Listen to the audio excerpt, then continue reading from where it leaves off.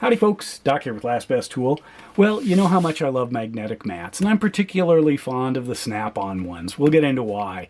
In fact, this little Snap-on guy is one of my favorites, and I'm rarely more than an arm's reach away from one of these. The railer versions are great. I have those. Here's another magnetic mat there. There's one holding the hammers up. Here's another, these elongated Snap-on ones. Just outstanding.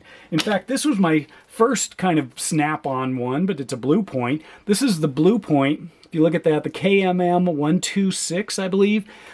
This is a magnetic plate, I guess. It has like refrigerator magnets on it, but they're fairly thick, so they did have some good magnetic properties. And I sort of updated this one with some neodymium magnets, but it doesn't work all that great because these just pull right off and stick to whatever was supposed to be on here. But I've been working with these things for decades. Absolutely love them. So Harbor Freight has got magnets, and this is one of my favorites. This is just a little magnetic hook. Definitely worth full retail, and especially when they cut the price down to $4 or $5 for something like this. And I've shown you a video where you can reverse this hook to hold things tight, kind of like a little raceway. But when I heard that Harbor Freight was making something other than, you know, the traditional magnetic bowls, and they were going into the magnetic mat scene, wow, I was in. And there it is. I finally got one. Basically, it began as a hunt. I started looking around for them, what store might have them. They were sold out. In fact, when I got this one, they had 2 boxes of them. There are 6 in a box. 2 boxes came in, and the customer before me, bought the entire box of 6 of them. So I don't know what's up. Is it great? No. It is a variation on a theme. Is it worth the $20 that Icon is charging or Harbor Freight's charging? Yes, but it is not a Snap-on one. First of all, you see all of those circles? Those are all neodymium magnets. And in fact, here's the box, and check this thing out. This is crazy. 83 high-powered magnets. So basically, Harbor Freight is trying to make up in volume what Snap-on in 15 magnets made up in strength. This right now, though, is $88. This is $20. Now, I've done other magnetic mat videos, some good, I've had some good success and some not. And most of them followed the Snap-on magnetic placement, but they didn't use as strong a neodymium magnets, which was unfortunate because when you spread them out this far, you don't get a lot of, you know, real tight magneticking going on. But what Icon has done is that basically it's like a neodymium plate. Kind of neat. So let me grab the box. Let's look at this a little closer. So designed to keep hardware easily accessible and secure. And one of the reasons we like mats is the flexibility. You could throw them over a curved metal shape, like on a car body, fender, or in the shop. It's 11 by 9. It's actually bigger than that, but oh well. Fits in a toolbox, doesn't roll up, but you could drop it in. I don't like doing that because they are magnets for all kinds of metal debris. Durable, high abrasion resistant surface seems to be, and those 83 magnets. This is the Mag Mat. It is $20 at Harbor Freight, $19.99.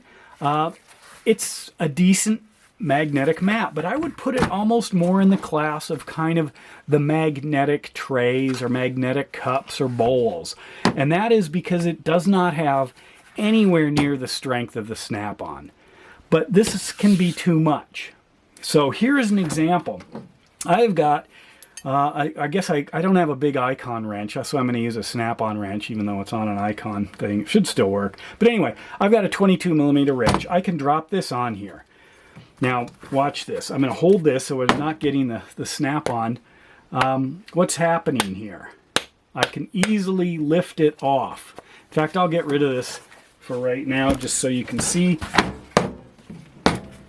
You know, this is not really on here very tight, but I'm holding it up. You see that? And I cannot lift the mat with this wrench. See, it just falls off. No tricks up my sleeve. You see that? I wish I could, but that would be a different kind of mat. This is what the Snap-on looks like. But again, remember, this is $20. This is pushing $90, and the icon is bigger. In fact, it's probably, what, a third bigger? Check this out. Look at that. Right there. In fact, I can spin the wrench, and the snap-on still holds on. See that? I'm breaking it free, and the snap-on still grabs it, no matter what I do. I can flip it around. You see that? Flip the wrench around. But what also you'll notice is, because there's only 15 of these things, if I dump some, well, I'm going to start here because it's too hard to get them off the snap-on. What I can do is spread stuff around. So if you are using this for parts, way better. The snap-on is awful for that. But if that's what you're doing. So I can put parts in different spots. I can separate things out, just like that. You see that? Yeah, those are on there fairly well. Knocked one off. But what about the snap-on? Well, I don't even have to pull those off because I can just roll that thing around and yank them all right off. It's that strong. But they get distributed. Like, let's say I put a bolt here. What's going to happen? Goes over there.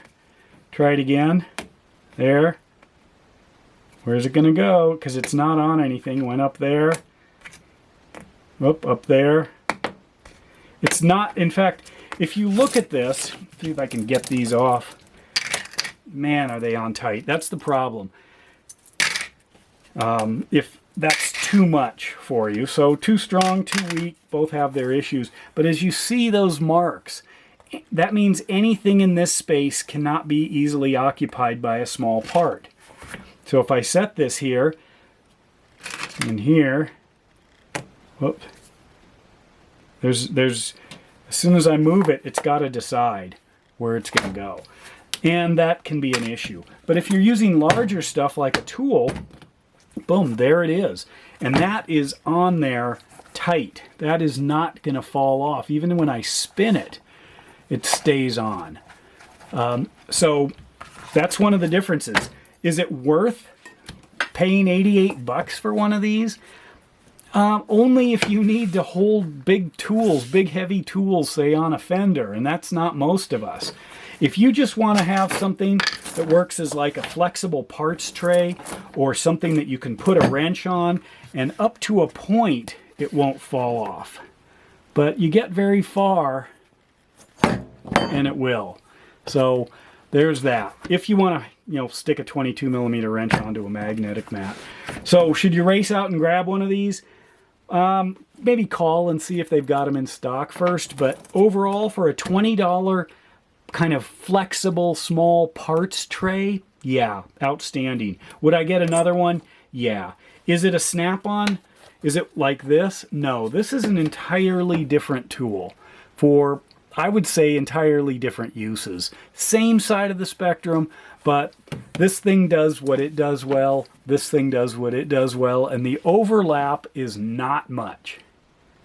Doesn't overlap in price at all. This is way stronger. This has far fewer magnets, regardless of the size.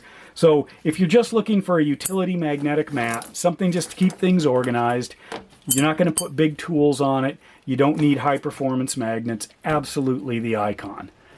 If you want something with superpowers, super strength, Superman right here, then it's the Snap-on. Your choice. What I would recommend though, because $88, that's kind of outrageous, I think you would be very happy with these guys.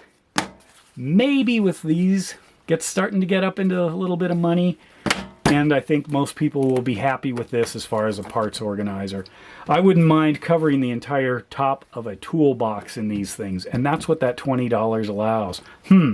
Maybe I better run back and buy the rest of the crate or the case. Anyway, see you in a moment. Doc out.